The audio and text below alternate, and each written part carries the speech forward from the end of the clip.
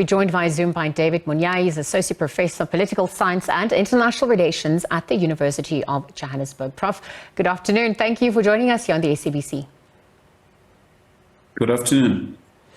All right, so I just wanted to unpack in view of the dynamics unfolding.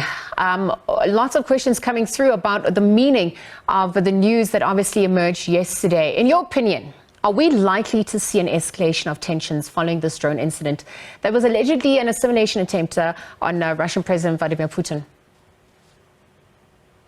All indications are just showing that there will be more escalation with attacks at Kremlin and fuel tanks within mainland Russia, closer to Crimea.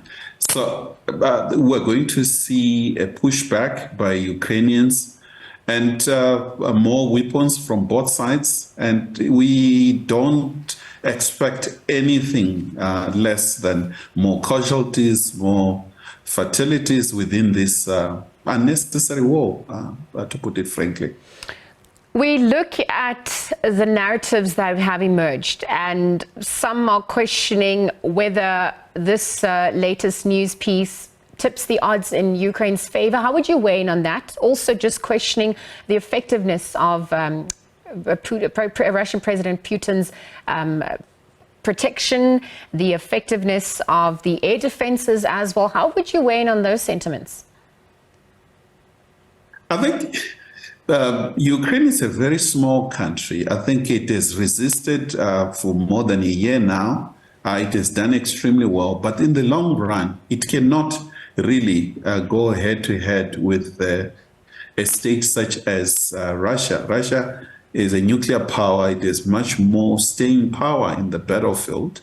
So it all depends with the United States, with the elections coming soon in the United States and Western Europe, whether they will continue supporting this war. It's very expensive in terms of finance and human cost. And I really do not think that we can have another year with this war without really discussions. And there has been a number of discussions, one pushed by Beijing. President Xi Jinping is working extremely hard to bring the two warring parties together and supported by the Pope on the other side. So one expects at least sense to prevail that this is a lose-lose war. The West won't win as they push a NATO agenda within Ukraine.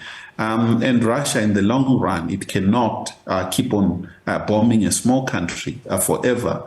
I think the best way is to find common position, avoid Ukraine being a member of NATO, and Ukraine, as Kissinger has put it, should be a bridge between Russia and the Western world. Prof. David, you speak about the costs incurred to date on all fronts, and I just wonder the likelihood of Moscow's response to what has occurred.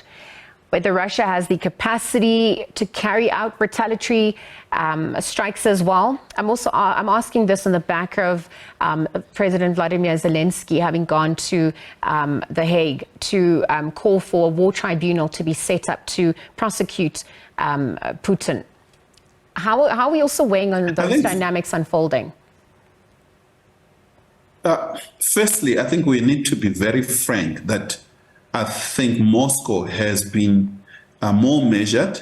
If you compare how Moscow intervenes in Ukraine and the war itself, it has avoided massive civilian casualties, as the case with the United States in Iraq or Syria or other places where they go on leveling cities and killing a lot of innocent people. So in a way, Moscow has tried, but the bigger question is that for how long will they really try to avoid massive casualties among civilians? It will reach a point where there will be more people killed, as this is increasingly becoming an urban war. With it, massive number of people in a city chances are high that we're going to see more and more bloodshed on a daily basis. Prof. David, thank you for your time and for weighing in. Prof. David Monyae is from the University of Johannesburg, Professor of Political Science and International Relations.